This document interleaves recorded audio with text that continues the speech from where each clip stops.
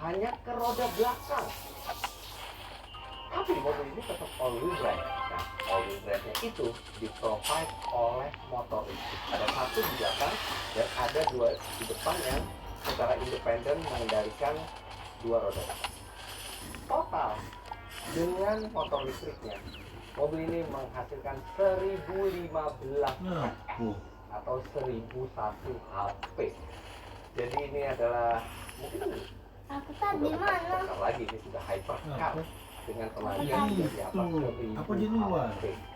Zaman dulu 1000 HP itu hanya bisa dihasilkan oleh Bugatti Veyron, itu pun dengan mesin 8000 cc V16 dengan turbo 4 buah turbo. Ini 6500 NA hanya dengan bantuan motor listrik. Nah, motor listrik tentu mendapatkan listriknya dari baterai. Baterainya biasanya kalau pakai hybrid itu baterainya lumayan tuh besar, 6-7 kWh, bahkan ada mobil yang sampai 20 kWh untuk plug-in hybridnya. Lamborghini tidak, dia hanya 3,8 kWh, jadi kecil ukuran baterainya. Kenapa harus kecil?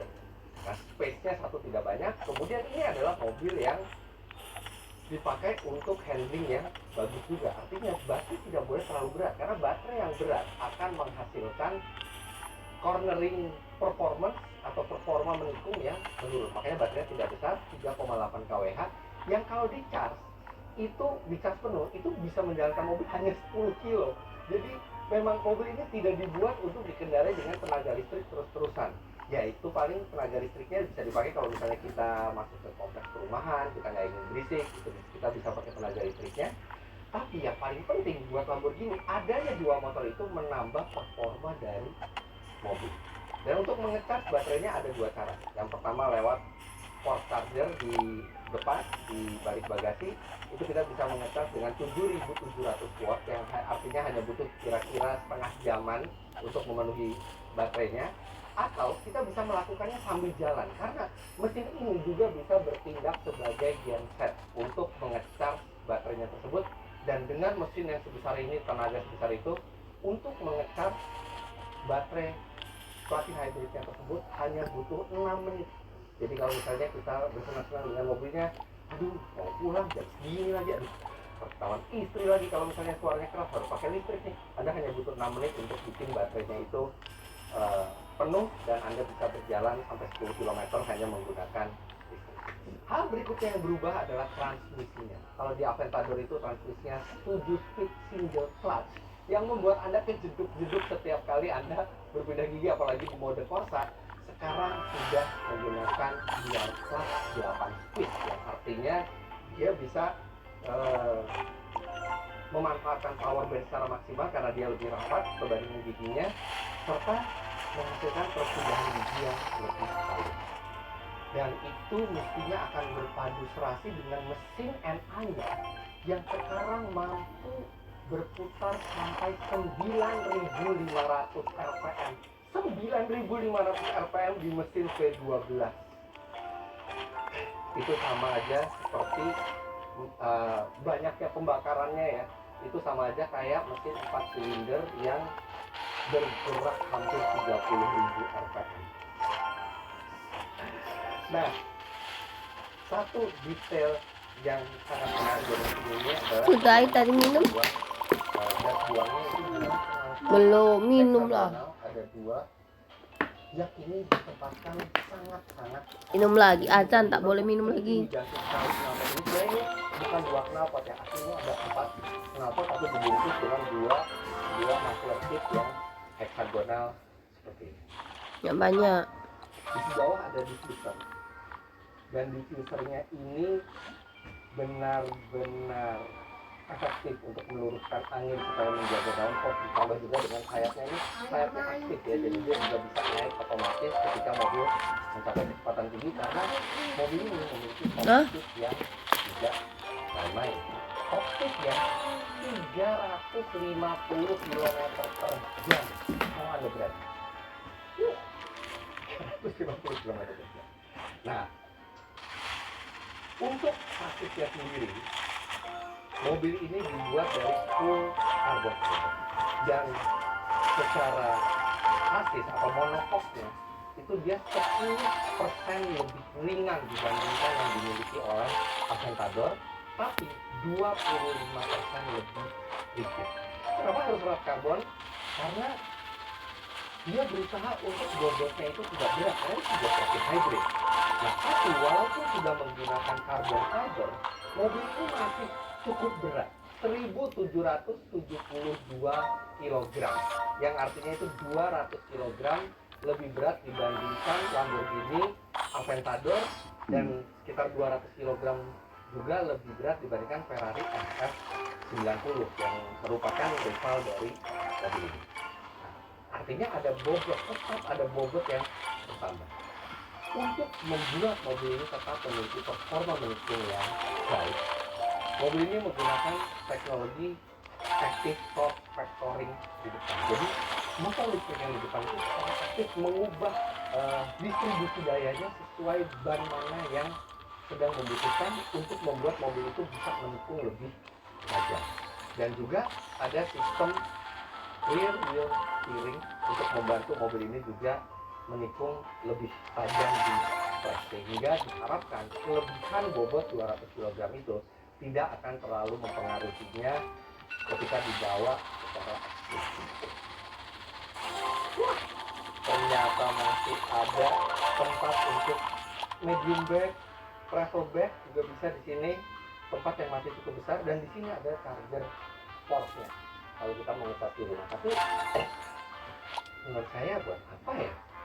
Maksudnya kita parkir dan ngebuka kap, tapi juga cuma dapat 10 kilo juga jaraknya gitu ya. Mendingan nge-charge pakai mesin V12 nya aja. Boros juga nggak apa-apa kan, karena orang beli mobil ini juga bukan buat hemat. Nah, di bagasi ini juga ada lampu, kemudian juga ada soket 12 volt. Jadi kalau Anda mau bawa lemari pendingin di sini bisa. Juga pakai carbon fiber, semuanya carbon fiber, enteng sekali lengkapnya. Pintu, tentu saja ini sebuah Lamborghini V12, jadi tidak ada pilihan pintu lain selain pintu gunting seperti ini yang membuat mobil ini sangat eksotis. SF90 tentunya nggak bisa ya, tapi Lamborghini pintu gunting ini seakan sudah menjadi ciri khasnya di line up yang V12. Nah, sekarang kenapa nggak kita dengerin dulu suara dari mesin V12 6500 cc plug-in hybrid seperti apa? Ini knalpot standar ya, bukan knalpot modifikasi. Oke, disuruh tutup pintu sama Resi biar nggak terlalu backlight. Jadi udah pakai film. Sekarang kita akan gas. Kita akan nyalain dulu. Nyalainnya sama ya, seperti apa yang sebelumnya. Jadi ada model seperti misil seperti ini, seperti tombol misil.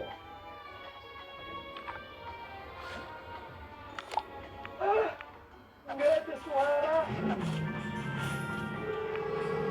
Baru suaranya keluar lagi. Masih seperti Lamborghini V12. Nah, dia tim waktu pertama. Nah, sekarang dia masih cold start dulu. Jadi kita tunggu sampai dia normal. Sambil nunggu nih, Anda bisa lihat saya bisa duduk itu cukup rendah karena ini headroomnya juga sedikit lebih besar dibandingkan di Aventador. Jadi kalau misalnya nggak pakai helm mungkin masih bisa nggak mentok lah. Saya tinggal 177 cm dan ini masih oke juga. Dan legroomnya juga lebih besar dibandingkan Aventador. Wah, posisi duduk sih tetap sangat supercar ya. Dan gasnya juga sama karena ini terhalang oleh tempat ban ya di kanan, jadi kita gas itu agak ke kiri sedikit. Nah, ini mode pun hanya bisa mode yang normal, dia tidak bisa diganti ke mode sport kalau lagi warm up seperti ini. Oke, sambil nunggu mesinnya biar panasnya proper. Ini satu yang langsung dirasakan adalah spesial banget interiornya.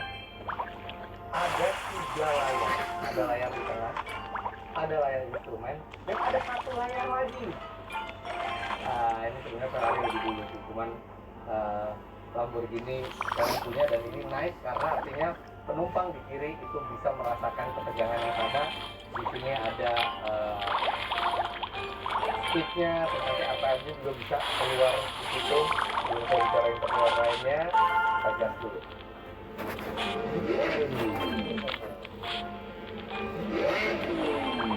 Oh, tidak ada yang namanya stop limiter.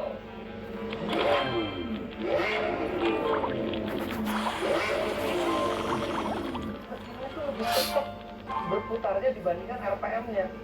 RPM-nya belum nyampe 8.000, mesinnya udah.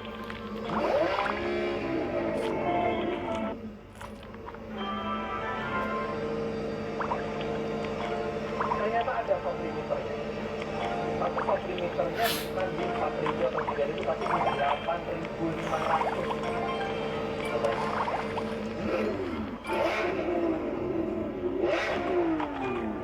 Launannya tetap galak banget, tapi terasa ada di regamnya ya di knalpot standar ini. Kalau diganti knalpot yang kompetisi, pasti ini melengkingnya nggak kalah dibandingkan Aventador.